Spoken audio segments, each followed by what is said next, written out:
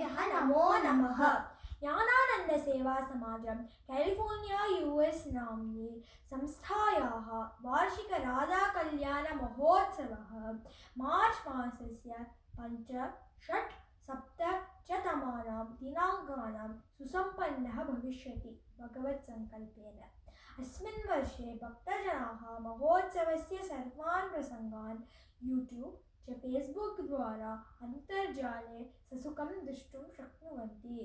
www.californiaradhakalyanam.com नाम्ना जालपुटे सूचना प्राप्यते।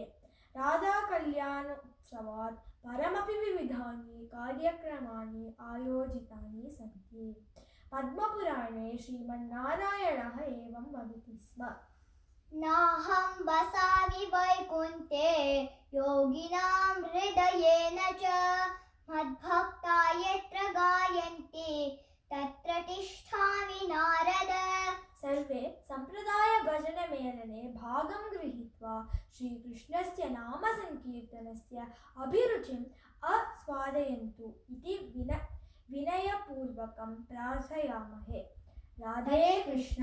नमो नमः।